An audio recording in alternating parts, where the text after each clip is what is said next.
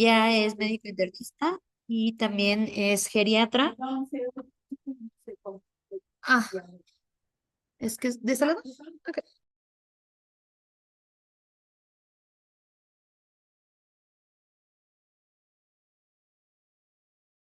Ok. Es que no hay manera que se quite porque estamos todo, está prendido ya. Ok. Bueno, continúo. La doctora es médico geriatra, igualmente ella es internista. Ella hizo la especialización de geriatría en el Instituto Nacional de Ciencias Médicas y Nutrición Salvador Subirán. Y es médico adscrito de geriatría en dicha institución desde el 2010 y realizó una estancia en oncología geriátrica en el Hospital General Judío en Montreal, Canadá. Y pues justamente es la persona súper correcta para darnos esta ponencia. Muchísimas gracias, doctora. Adelante. Hola, el mío no tiene eco, qué bueno. Hola, yo soy la doctora Navarrete, como ya bien les decían, y estoy encargada de la... ¿Me escuchan? Sí. ¿Me escuchan? No. Sí, no, sí, la escucho. Es que estoy enferma, no me quiero quitar el cubrebocas porque no quiero enfermarlas. Sí, sí la escuchamos. Aquí sí se escucha bien, aquí no hay problema. Ok, ¿se pueden hacer hacia adelante, tal vez? ¿Enferma de qué, perdón? Una gripa. Ah, ok.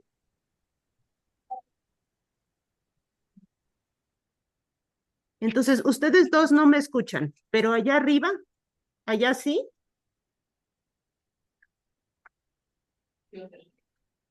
Ok, yo les sugeriría que se acerquen para que me puedan escuchar mejor. Voy a intentar gritar para que me escuchen mejor. Eh, Vamos a hablar de tamizaje. Entonces, primero les voy a contar qué es el tamizaje en una persona, qué es el tamizaje en medicina. Pues, como ustedes sabrán, ese es un tamiz y se utiliza para seleccionar cierto tipo de grano, ¿no? O cierto tipo de material. En medicina se entiende como tamizaje a la evaluación masiva de muchas personas que no tienen síntomas para una enfermedad específica. Habitualmente, esas enfermedades que buscamos así cuando aún no tienen síntomas son enfermedades que a futuro van a dar síntomas o signos graves, ¿no? Si una enfermedad no te da signos graves, pues ¿para qué la buscas? ¿No? Esa es una. La otra cosa importante es que son enfermedades que son muy frecuentes. Si tú haces un tamizaje para una enfermedad que no es frecuente, vas a gastar un montón de recursos y vas a encontrar 2 personas en México enfermas. Entonces, el balance costo-beneficio no es bueno. La otra cosa es que debe de tener un tratamiento, porque no vas a buscar a la enfermedad que aún no tiene síntomas para decirle al paciente, tienes esta enfermedad, pero pues no puedo hacer nada, ¿no? Entonces tendría que tener un tratamiento disponible. Y la otra cosa es que debe de haber un método de encontrarla, una prueba diagnóstica de tamizaje que sea fácil de aplicar, porque se la vas a aplicar a muchas personas y que sea bien eficiente. Entonces, este tipo de enfermedades que se pueden tamizar no son tantas. A lo mejor me gustaría que se imaginen la osteoporosis, ¿no? Que no es un tumor, pero bueno, también se tamiza. Uno puede tener osteoporosis sin tener síntomas, sobre todo cuando es una osteoporosis primaria. Y el primer síntoma es que te fracturas. Entonces, las fracturas pueden tener desenlaces graves. Pueden hacer que una persona ya no se mueva igual o que curse con dolor a través del tiempo. Por tanto, buscamos osteoporosis antes de que la persona tenga un síntoma, es decir, una fractura. ¿Sí me explico? Lo mismo pasa en el tamizaje para tumores malignos, para cáncer. Los buscamos antes de que el paciente se dé cuenta para tener más oportunidad de tratarle y de poder curar, si eso se puede hacer, o de que le dé menos problemas al paciente. Entonces, lo importante es que habitualmente es masivo, habitualmente es una campaña de gobierno y es para personas que no tienen síntomas. Si el paciente ya tiene síntomas del tumor, eso no es tamizaje, eso es un acercamiento diagnóstico. Ahora, hay una versión, que es la que probablemente a ustedes les toque, que se llama tamizaje oportunista. El tamizaje oportunista sucede cuando uno va al doctor, el doctor lo encuentra bien y dice, pues a ti te tocaría hacerte tu densitometría ósea, ¿no? Aunque no te hayas fracturado, porque eres una población de mucho riesgo. Entonces, eso sucede cara a cara en un consultorio. Y ese es un tamizaje oportunista. ¿De acuerdo? Ahora, no estoy encontrando el hilo negro. Desde hace casi 50 años, la Organización Mundial de la Salud describió los preceptos para el tamizaje. Y hay algunos de los que ya les conté, pero hay otros que me gustaría subrayar, porque uno no puede ir a buscar todas las enfermedades posibles, ¿no? Simplemente porque no hay dinero ni recursos para hacerlo. Entonces, pues escogen enfermedades específicas. Deben ser problemas de salud importantes. Debe haber una prueba diagnóstica o más bien de tamizaje simple, segura, precisa y validada. Deben ser enfermedades que si diagnosticas salud en una etapa temprana, se dejen tratar mejor que si las diagnosticas en una etapa tardía. Hay enfermedades que no importa en qué etapa las diagnostiques, igual responden o no responden al tratamiento. Esas no vale la pena irlas a tamizar, porque si las encuentras avanzadas, pero de todas maneras van a responder al tratamiento, pues igual da, ¿no? Que venga el paciente o no. Debe de haber evidencia de que el hecho de irla a buscar temprano, cuando el paciente no tiene síntomas, disminuye la mortalidad. ¿Sí me explico? O sea, debe de haber un beneficio asociado, si no, ¿para qué lo gastas o para qué buscas al paciente y lo estresas? Y la otra cosa es que debe de haber un plan para que el programa de tamizaje tenga un buen estándar de calidad, ¿no? Que siempre esté renovado y teniendo las formas de tamizaje más actualizadas posibles. El otro plan necesario es que debes de tener a dónde mandar a tratar a los individuos que tú tamices. Si tú tienes un programa de tamizaje y le diagnosticas a alguien osteoporosis, tendrías que poderlo enviar a los laboratorios que requiere, los estudios subsecuentes que requiere y poder hacer que se le dé el tratamiento que requiere. Si no, pues no sirve tu estrategia, ¿no? Diagnosticas, pero no puedes tratar. Que ese es un problema en México porque los recursos son inexistentes para esta clase de programas y de tratamientos. Ahora, también es importante que los participantes, que aquellos que van a recibir el tamizaje, sepan de los pros, salud, y de los contras de el tamizaje, que es lo que les voy a contar un poco en esta plática. ¿Qué son los pros y qué son los contras de hacer un tamizaje en cáncer? Ahora, ¿por qué ir a buscar cáncer en los pacientes asintomáticos? La primera razón es que este momento de la historia es probablemente el momento en el que más cáncer se cura en comparación con otros tiempos. Y lo que hemos visto es que las intervenciones médicas y quirúrgicas y la radioterapia y la inmunoterapia y estos nuevos tratamientos permiten que los pacientes inclusive se curen, ¿no? Entonces, en ese sentido, podríamos pensar que a más temprano el diagnóstico, más eficiente el tratamiento. La otra cosa es que estamos viendo cada vez más cáncer, particularmente en personas mayores. Y eso tiene un par de explicaciones sencillas. La primera es que, igual que envejece todas nuestras funciones, nuestra función inmune, la que nos defiende, también envejece. Y al envejecer puede cometer errores.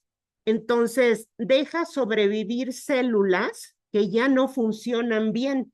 Y eventualmente esas células pueden transformarse en células cancerígenas y generar un tumor maligno en algún lado. Entonces, por un lado, ese envejecimiento que se llama inmunosenescencia hace que sea más fácil que las personas mayores, por el puro hecho de haber vivido más en este mundo, tengan más riesgo de tener cáncer. El otro lado el otro partícipe importante es la exposición a toxinas. No es lo mismo ser un fumador de 22 años que lleva fumando 3 años a ser un fumador de 80 que lleva fumando 60 años, ¿no? La exposición al tóxico es diferente en intensidad y en duración.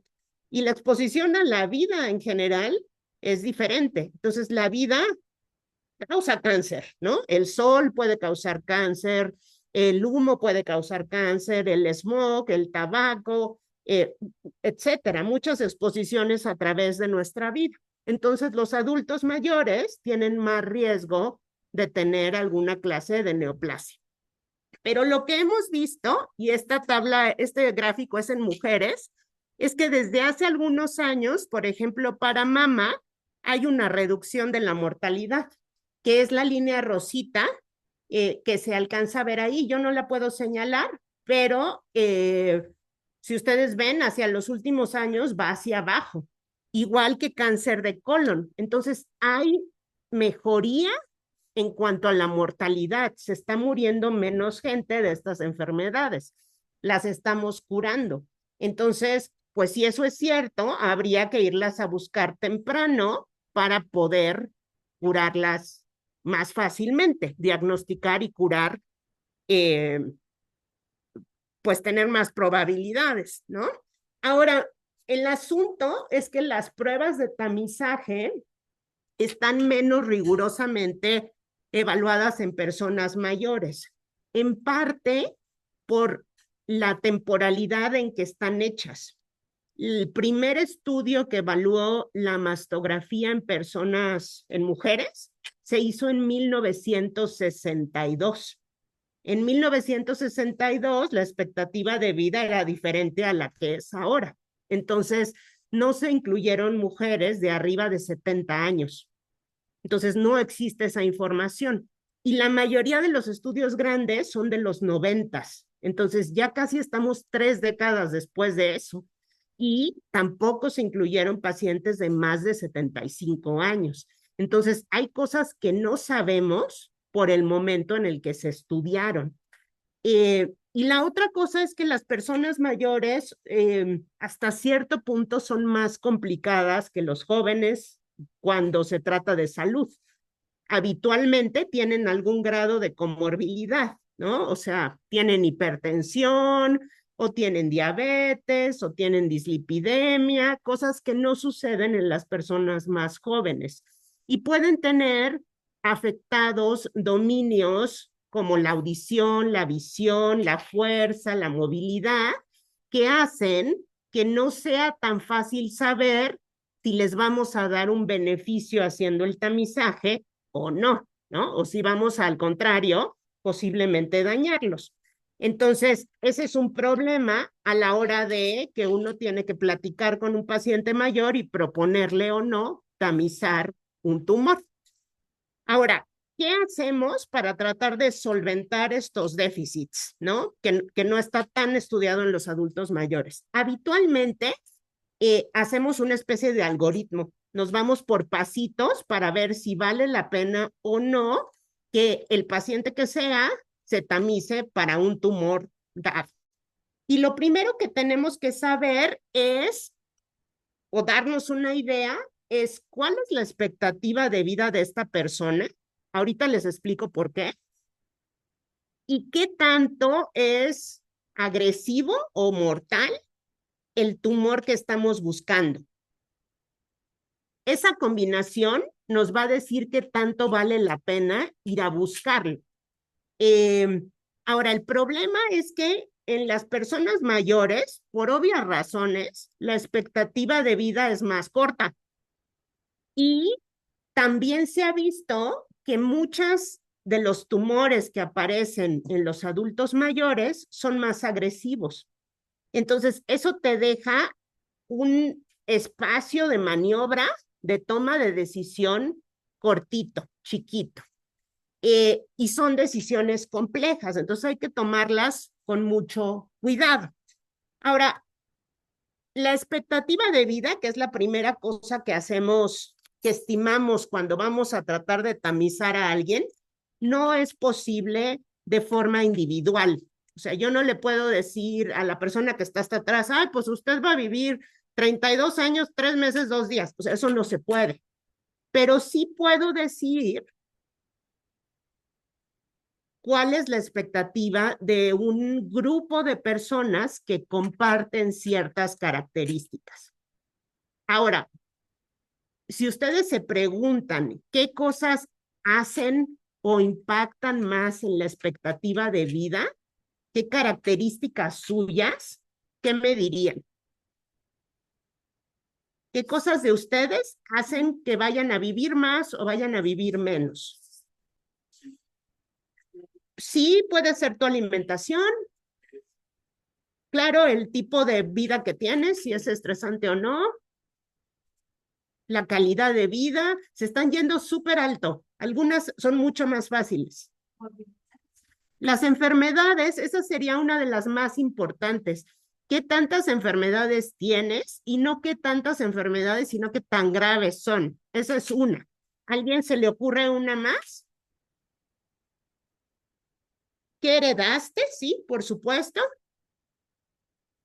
Pues cómo anda el sistema inmunológico, porque También, o sea, ¿qué tan bien estás envejeciendo? es el que deja pasar.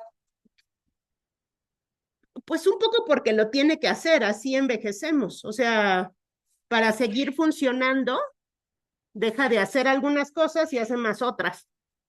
Un poco se adapta y al adaptarse llevamos a que haya más riesgo de tumores. En realidad ustedes se fueron súper altos, súper bien.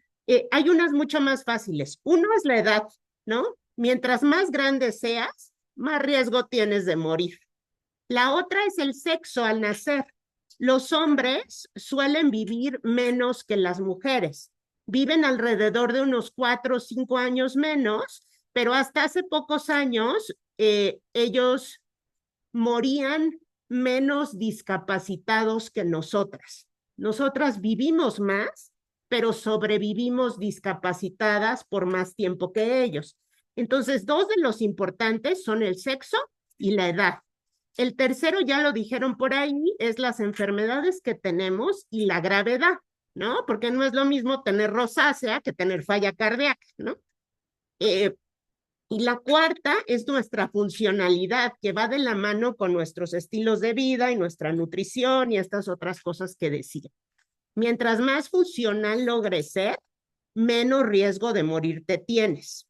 Entonces, habitualmente utilizamos esas 4 o 5 variables para determinar qué tanto va a vivir alguien en determinado estrato de edad. Entonces, por ejemplo, me voy a parar un segundo, no sé si me alcanzan a oír. Tenemos las expectativas de vida de mujeres de diferentes edades, ¿no? Está por lustros la edad. Los que tienen negro son los que tienen menos enfermedades. Puedes señalar desde acá. ¿Ya? Perdón. Gracias. Ya se ve. Muy bien, gracias.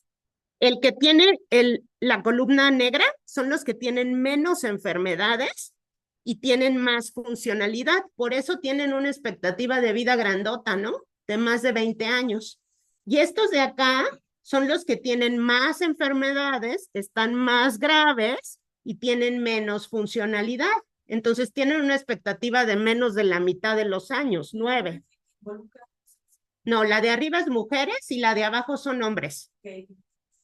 Y los de en medio son el promedio, son la funcionalidad y la enfermedad en promedio para esa edad. Y entonces vemos que hay un gradiente.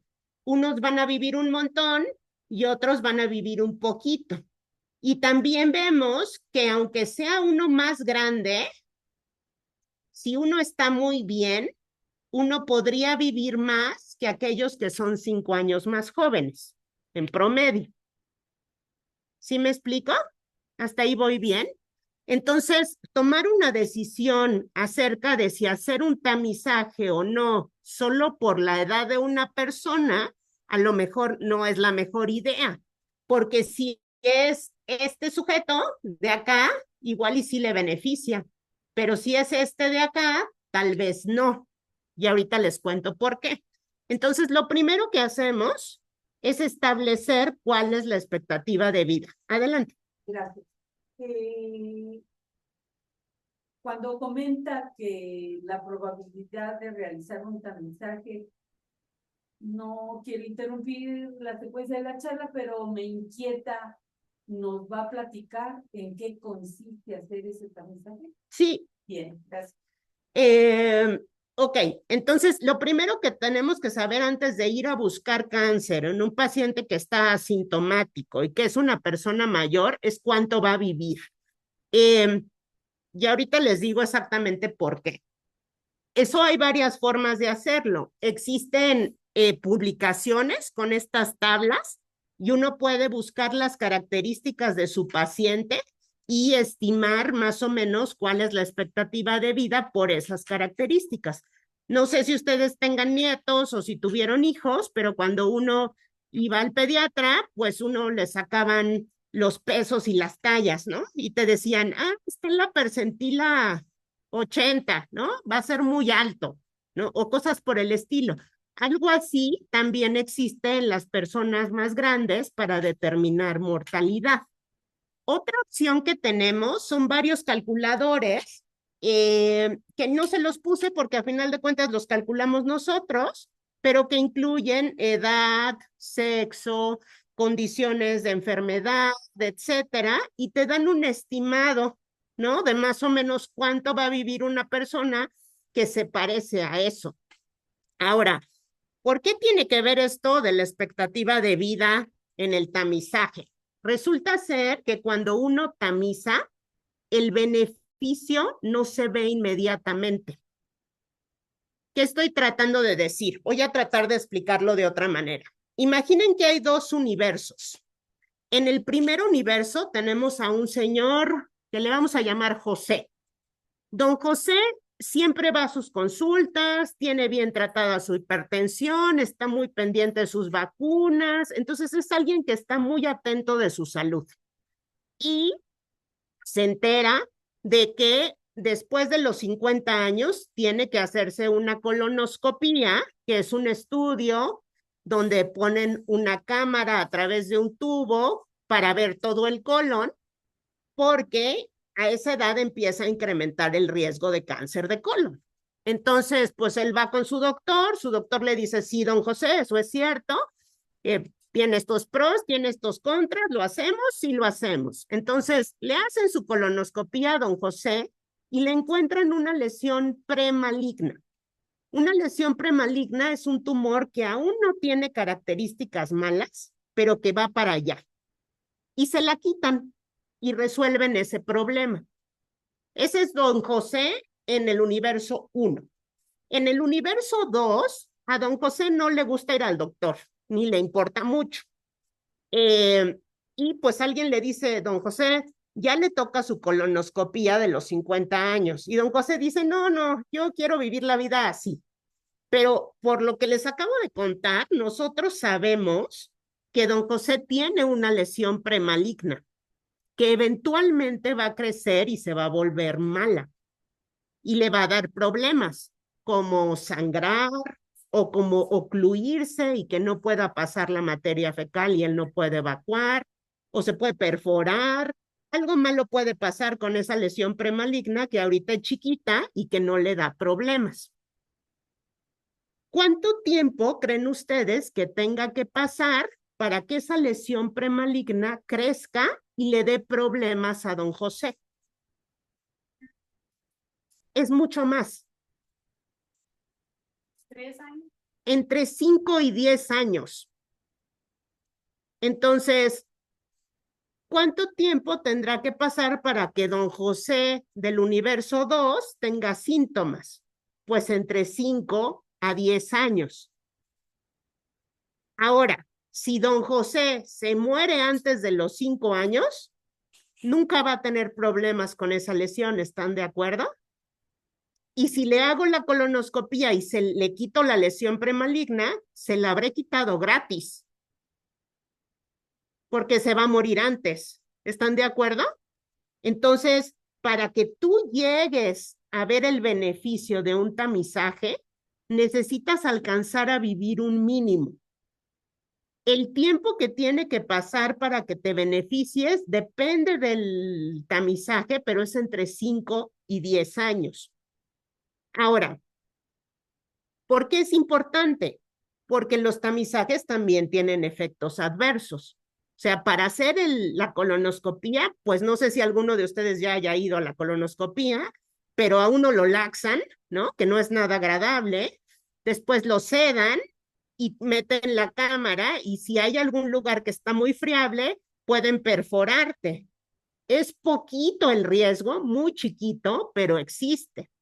Y de todas maneras, pues es incómodo, ¿no? De tal manera que no quieres prescribirle un tamizaje así a alguien que no se va a beneficiar. ¿Sí?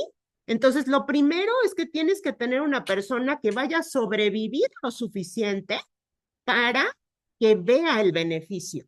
Y ese beneficio no es inmediato. ¿Hasta ahí vamos bien? Ok, muy bien. Ese tiempo, esos 5 a 10 años, se llama tiempo de avance y es lo que queremos que la persona sobreviva mínimamente para poder indicarle un tamizaje oncológico, ¿no? Para que se beneficie. En el caso, por ejemplo, de la osteoporosis, es de 2 años. Para que el tratamiento empiece a disminuir el riesgo de que te fractures, tienes que vivir por lo menos 2 años tomando el tratamiento.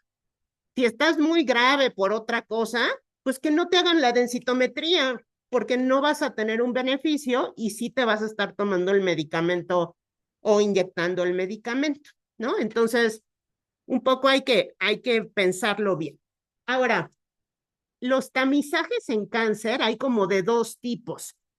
Hay tamizajes que se asocian a prevención, que es como el caso de don José. Don José, yo les decía que tenía una lesión premaligna y que llegaron y se la quitaron. Entonces, lo que hicieron al quitarle la lesión premaligna es evitar que se transformara en cáncer. Entonces, previnieron un cáncer. La otra versión es lo que sucede, por ejemplo, con la mastografía. En la mastografía, cuando hay anomalías, lo que encuentras habitualmente ya es un cáncer puesto, ¿no? Puede ser una etapa muy inicial, pero ya es cáncer. Entonces, lo que haces a la hora de identificarlo es identificarlo temprano. Ya no lo previenes, pero puedes tratarlo más fácilmente, de tal manera que lo que haces es detección temprana. Entonces existen esas 2 diferentes callecitas dependiendo de qué tipo de tamizaje es el que tú vayas haciendo. Ahora, todos los tamizajes y todas las cosas que hacemos en medicina tienen pros y tienen contras. El pros de los tamizajes oncológicos es que pueden disminuir el riesgo de mortalidad en algún porcentaje. Ahorita les cuento un porcentaje para que ustedes sepan más o menos cuánto es la reducción. Pero también tienen potencial de hacer daño y eso nos pasa incluso con los medicamentos que tomamos, ¿no?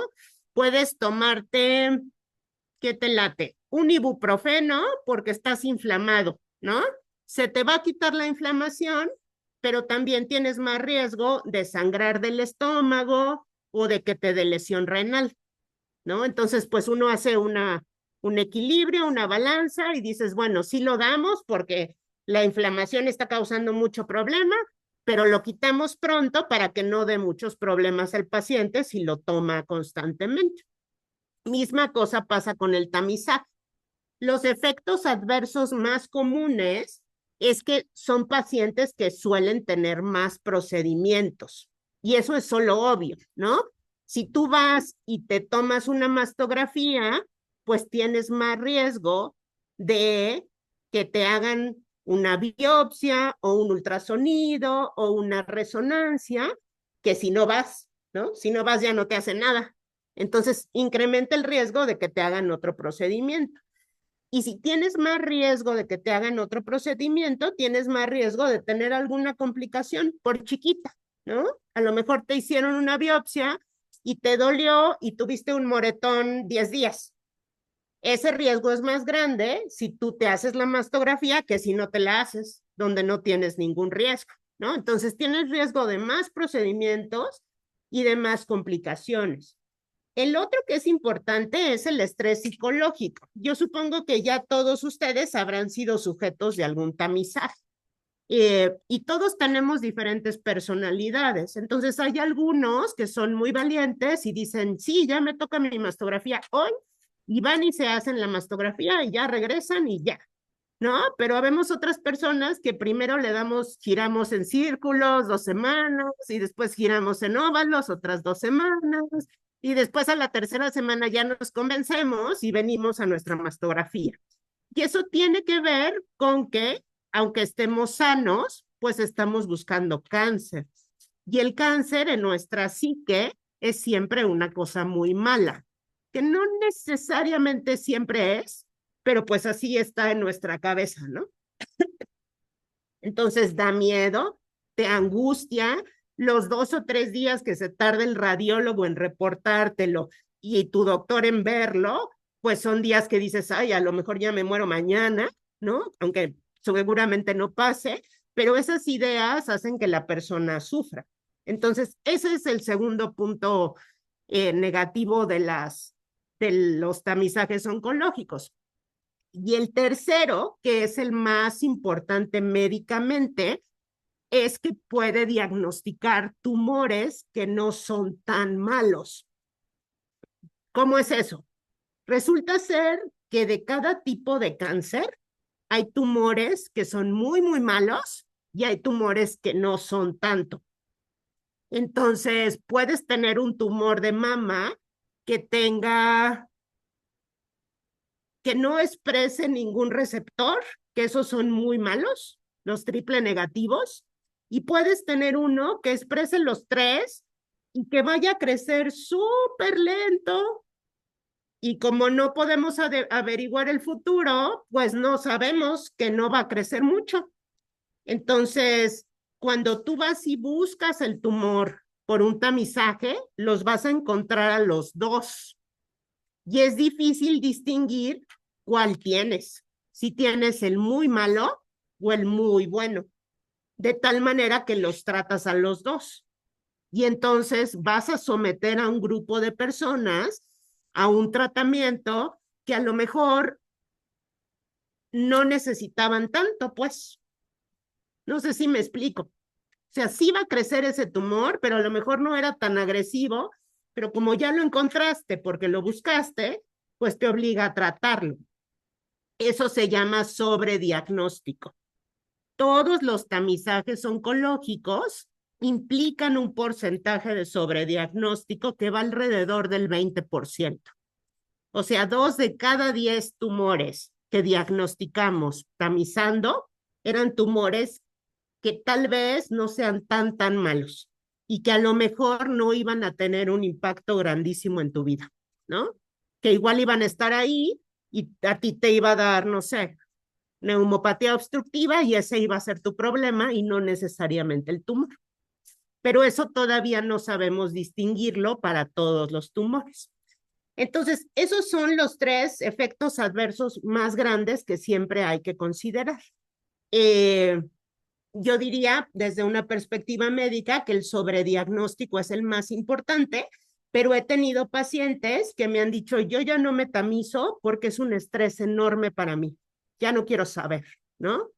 Y pues es válido, porque ese es su sentir y es la forma que ellos viven y que ellos piensan.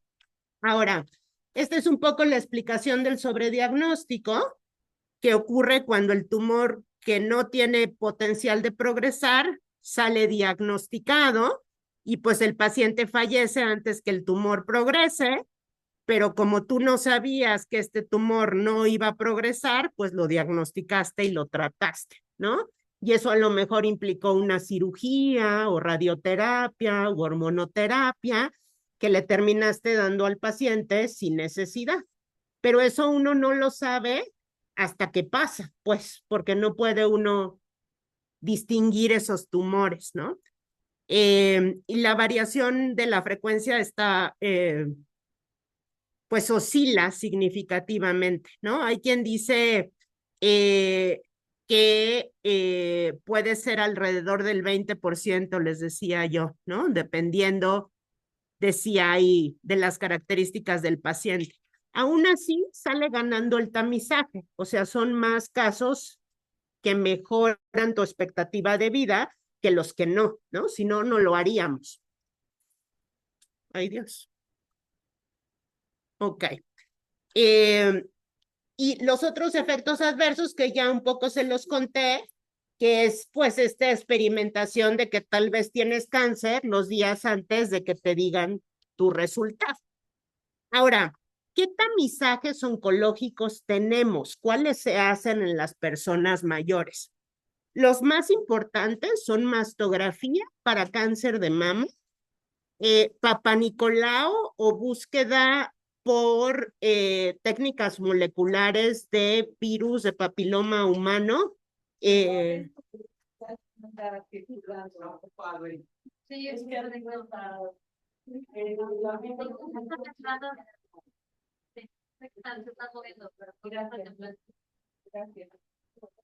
Por cáncer cervicouterino.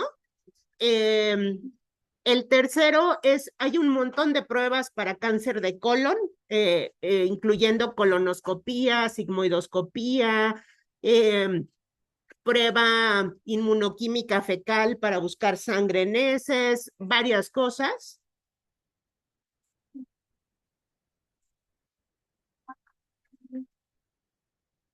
Y el último, bueno, más bien no el último, otro sería el antígeno prostático específico, que es bastante malo, debo decirles, como tamizaje.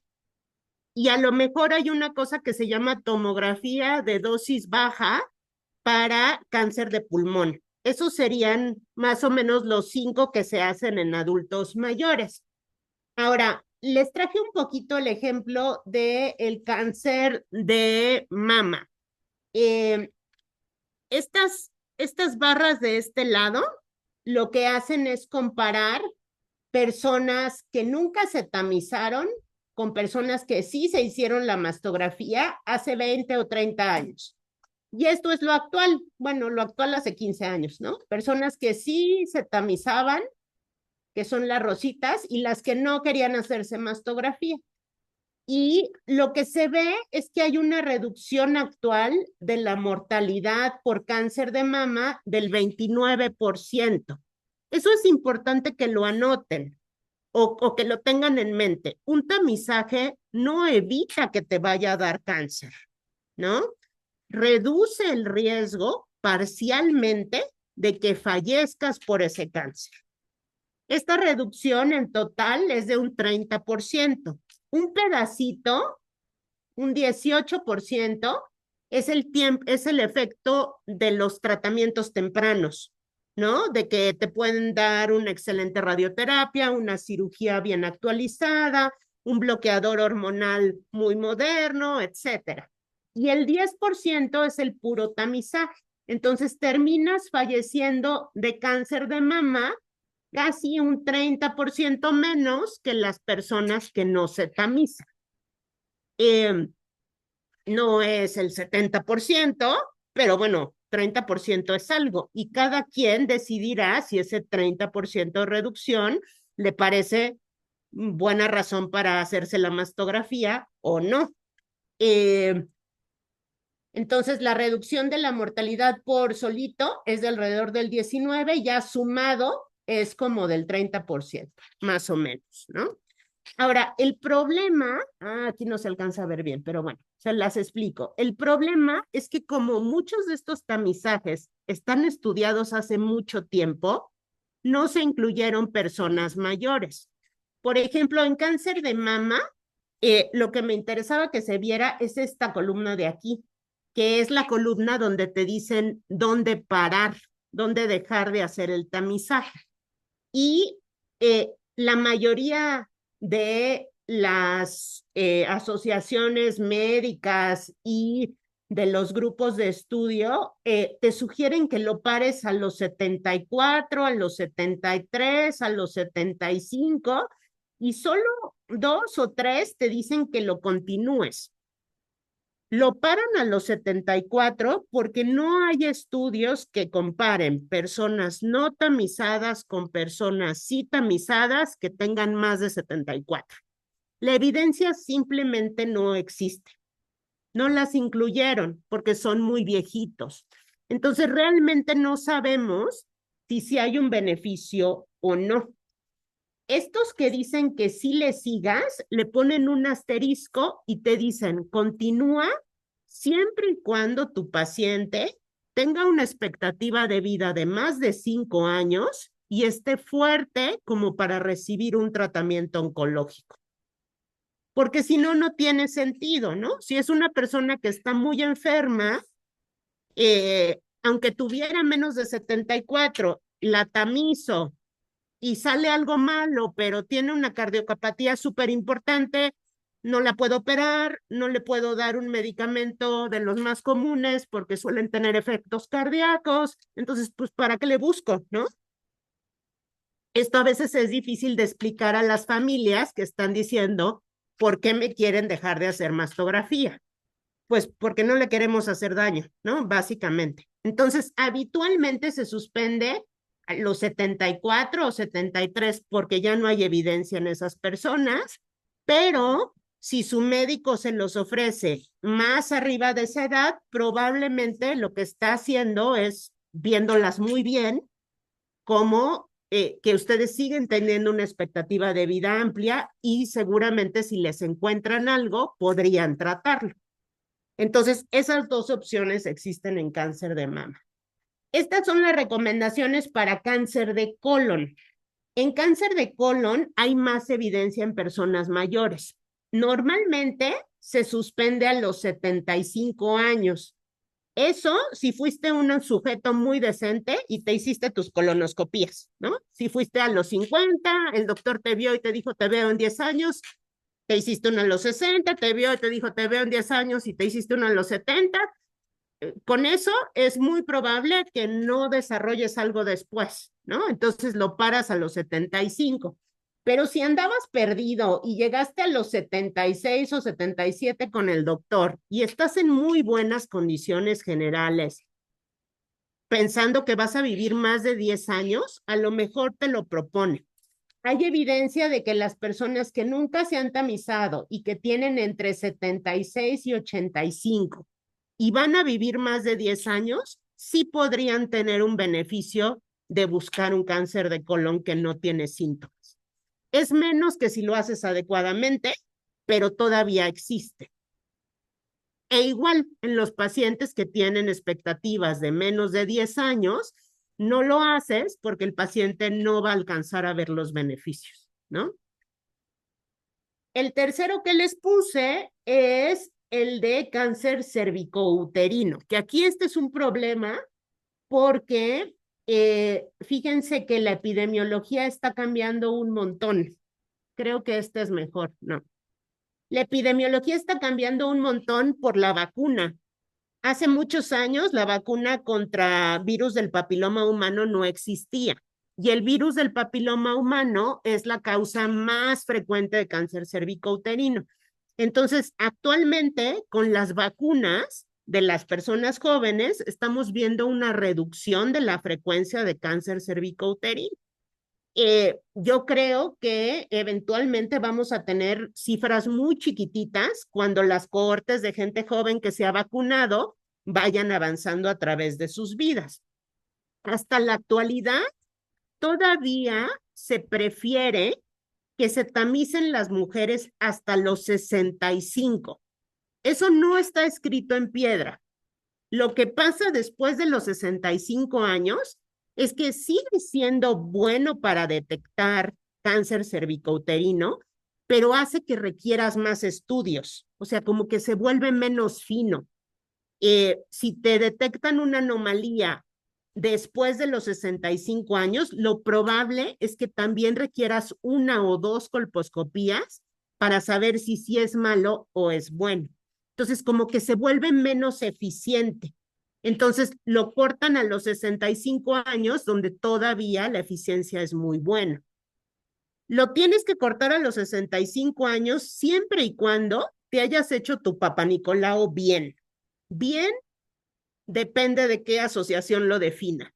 Lo más común son 3 Papá Nicolaos en los últimos 10 años, 2 de esos 3 en los últimos 5 y que todos sean negativos.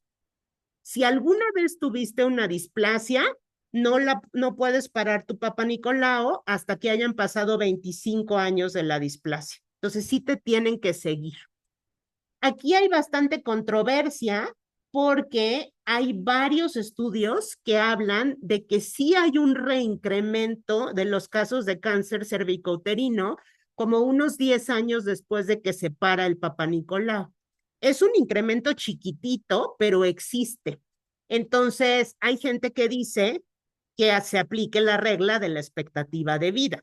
Si tienes una expectativa de vida de más de 5 años, hazte tu Papá Nicolau, ¿no? Porque aunque no sea tan eficiente, sí sigue detectando cosas. Ese es el Papá Nicolau. Y el último que les voy a poner es el de cáncer de pulmón. En el cáncer de pulmón hay un montón de guías. Las más recientes son de 2022 y habitualmente incluyen pacientes arriba de 50 años que sean fumadores activos o que hayan dejado de fumar en los últimos 15 años y que consuman más de 20 paquetes al año de cigarros. Y lo que hacen es hacer una tomografía de baja dosis, que es como una especie de placa fancy, ¿no? Pero en el tomógrafo, como es una placa como súper buena. Y ven si hay nodulitos. Y dependiendo de las características de los nodulitos, es lo que sigue. Pueden ser otros estudios después de algunos meses o de entrada una biopsia y ver que si sea eso cáncer o no. Esto está solamente recomendado en lugares donde el paciente tiene acceso a un grupo multidisciplinario de tratamiento, que para cáncer de pulmón es súper difícil encontrar. Tiene que ser un centro de tercer nivel. Entonces, solo estaría indicado, por ejemplo, para gente que tiene un buen acceso, por ejemplo, aquí, ¿no? Para alguien que no tiene los recursos para pagar algo así, mejor no lo hagas porque te lo van a terminar haciendo en un lugar donde no hay un experto y donde te va a salir más caro el caldo que las albóndigas, ¿no?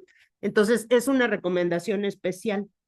Con respecto al APE, al antígeno prostático específico que no lo puse, la recomendación es que si el paciente no tiene síntomas, no se tome APE después de los 70 años, porque ya no distingue bien quién sí tiene algo y quién no.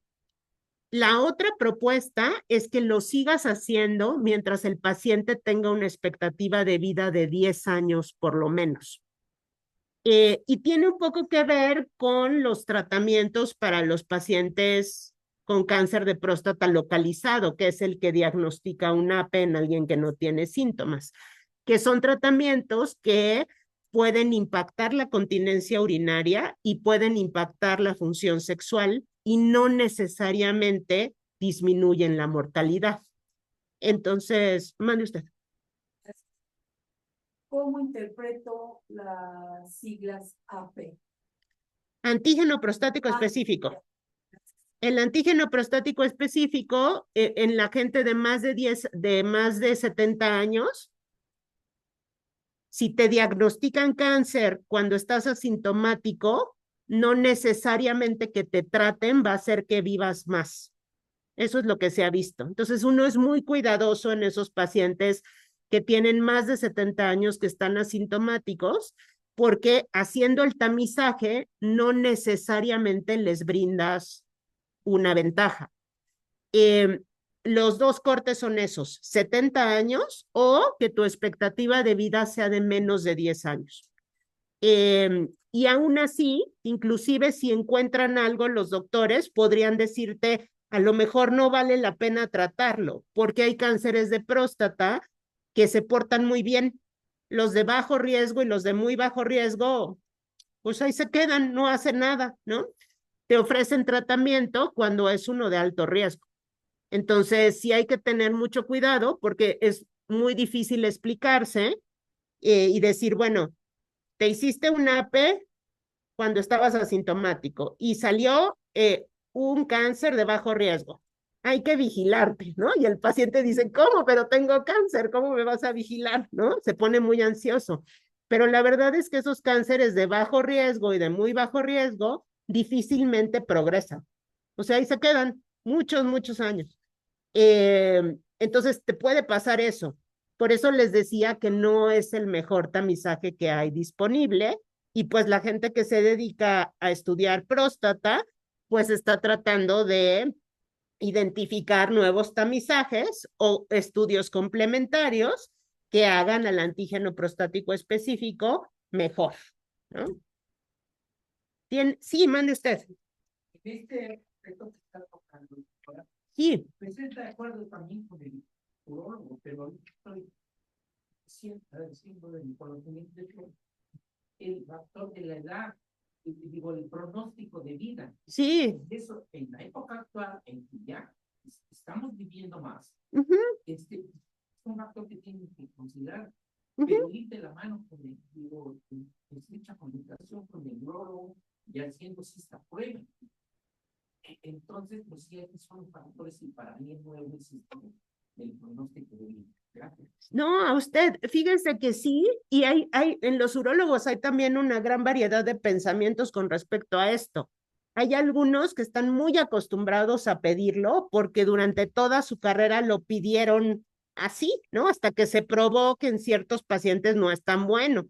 Y hay algunos otros que son que están como muy certeros, muy pendientes de cuál es la expectativa de vida del paciente y sus condiciones basales, y entonces toman decisiones conjuntas, ¿no? No es raro que te llegue algún paciente de un urólogo y te diga, oye, calcula mi expectativa de vida y ve cómo están las comorbilidades porque quiero ver si todavía vale la pena que yo le intente un AP y que si sale algo, le pida una resonancia, ¿no?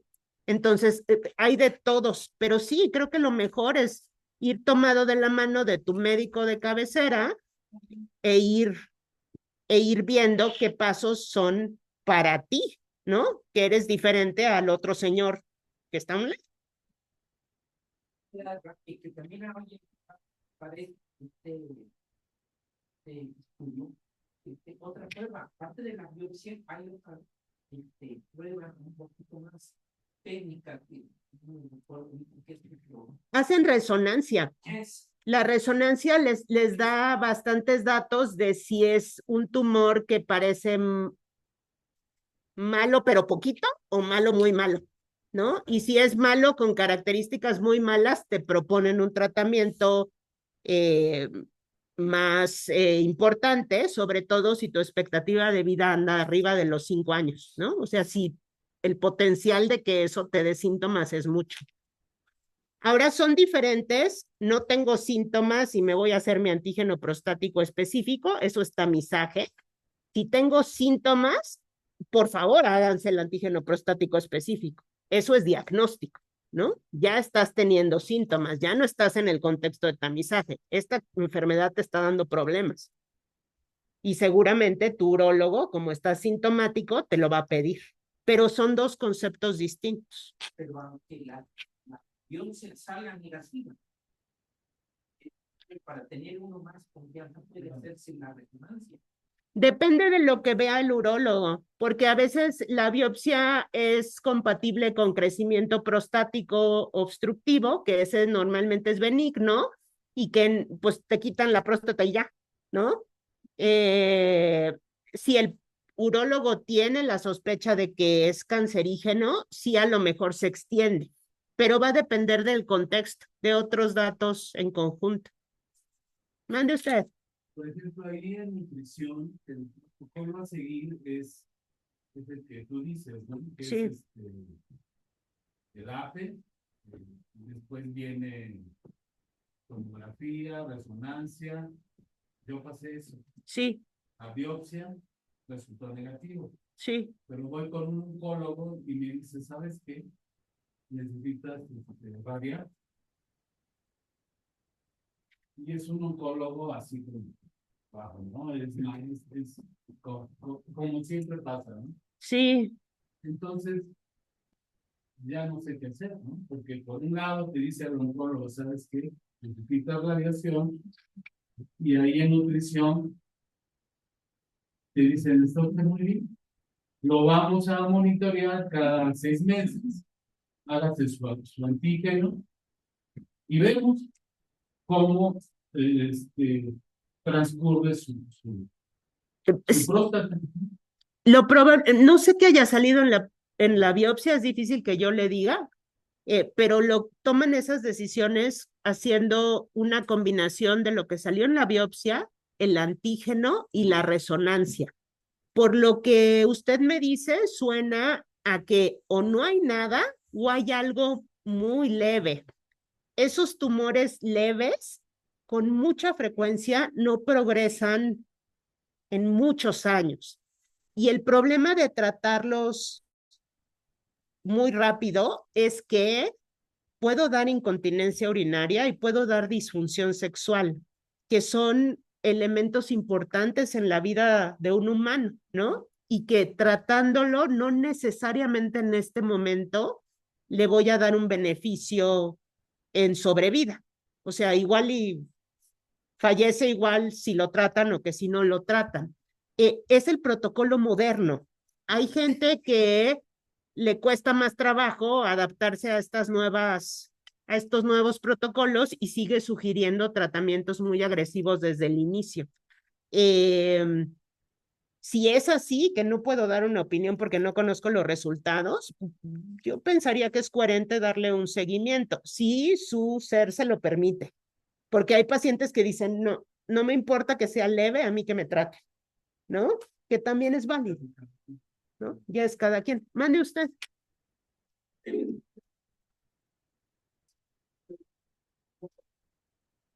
El PET se utiliza normalmente cuando ya hay un diagnóstico de cáncer. O sea, ese no es para tamizaje. El tamizaje es, estás sin síntomas y quieres ver si hay algún cáncer o no. Si no tienes cáncer, o si algo indica que podrías tener cáncer, normalmente resonancia y biopsias. Y ya que tienes cáncer, hacen un PET con una sustancia específica que se llama PSMA para etapificar y ver qué tanto se extiende el tumor. Pero eso ya es más bien cuando está el diagnóstico. Para tamizaje no está validado. Y lo último que les quería decir es un poco lo que platicábamos justo ahora. Tiene que ver con los valores y las preferencias del paciente, ¿no? Inclusive el tratamiento que tú sugieres, porque a lo mejor hay cosas que no necesitas tratar, pero que si el paciente tiene mucha ansiedad asociada, etcétera, pues hay que dejar bien claros los datos y ver qué es lo que quiere el paciente hacer, ¿no? Ni modo que lo obligues a hacerse o no hacerse, ¿no? Y puede haber una variación de contenidos desde cuestiones de miedo, de sufrimiento, de cosas a las que no quieren exponerse, pues ya saben, ¿no? Las preferencias de cada paciente, que a final de cuentas no se hace en los grandes programas de tamizaje, pero en el tamizaje oportunista, que es el que sucede con su doctor 1 a 1, pues sí se deben de tomar mucho, muy en cuenta.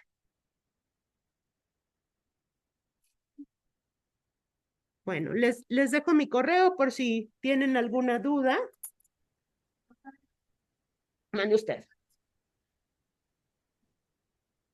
Ajá.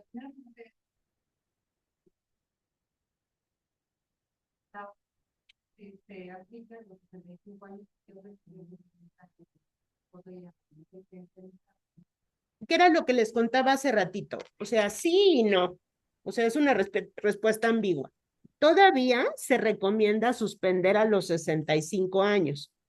Se recomienda suspender a los 65 años porque a pesar de que sigue siendo buen tamizaje, requiere como que se vuelve menos específico. Entonces, es bien común que si se encuentra alguna anomalía, no sea suficiente con el Papá Nicolau y requieras 1, 2, 3 colposcopías para que sepan si es bueno o malo. Como que se vuelve menos específico. Aún así, persiste teniendo o asociándose con una reducción del riesgo de mortalidad por cáncer cervicouterino. Se sugiere que lo suspendas si cumpliste lo que les contaba hace rato. O sea, un buen Papá Nicolau o un patrón de hacerse Papá Nicolaos bien hecho.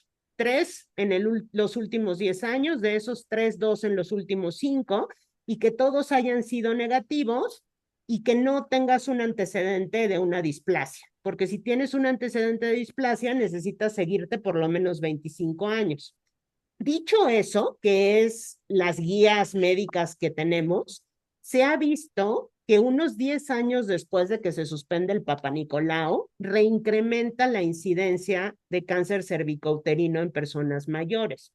Entonces, si uno es una persona mayor que tiene una expectativa de vida de más de 5 años y tiene más de 65 años, no estaría mal continuarlo.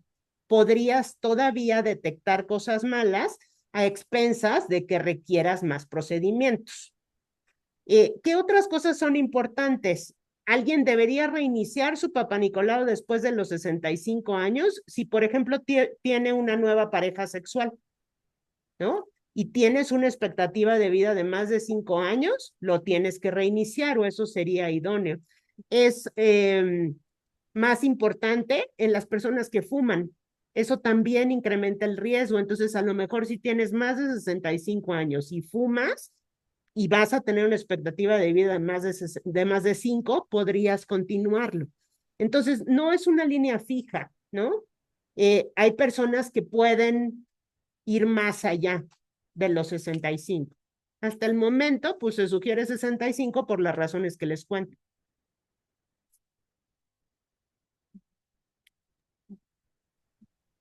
Doctora. Yo nada más alcancé a escuchar su apellido Navarrete, si es correcto. Sí, Patricia Navarrete. ¿Y su especialidad? Yo soy geriatra. Gracias. Muchísimas gracias, doctora. A ustedes. Muchas gracias. Doctora. Muchas gracias. Doctora, no se lo dan tu correo. Sí, miren, ahí está. Escríbele, dile. Ah, no sé. Sí, mire, sí puedo.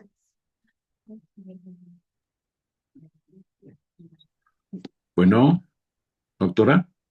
Hola, Sí, buenas tardes, doctora. buenas tardes.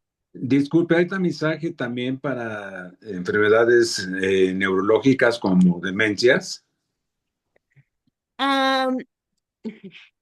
Tamizaje para demencias. Eso es una pregunta controvertida. Fíjese que hay algunas demencias que se consideran heredadas, que tienen que tener ciertas características. En general, son personas que han iniciado con la demencia bien jóvenes, 60 o 65 años y que tienen algunas otras características. En esas personas se podría tamizar para ver si hay algún gen alterado que explique que se presentó la demencia. Pero, y es un gran pero, todavía no hay una buena razón para hacerlo, porque si tú lo haces, que como les ponían los preceptos iniciales, es porque cuentas con un tratamiento. Y en las demencias no tenemos tratamientos suficientemente buenos como para ir a buscar a alguien que está sintomático y tratarlo. Por lo menos todavía no. Entonces, habitualmente esta clase de tamizaje se hacen en el contexto de estudios de investigación y cosas por el estilo.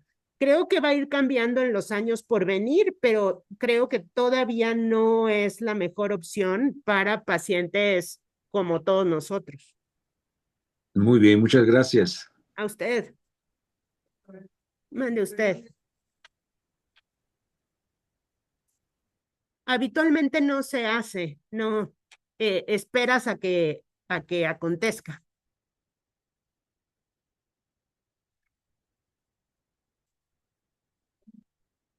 Ay, muchas gracias.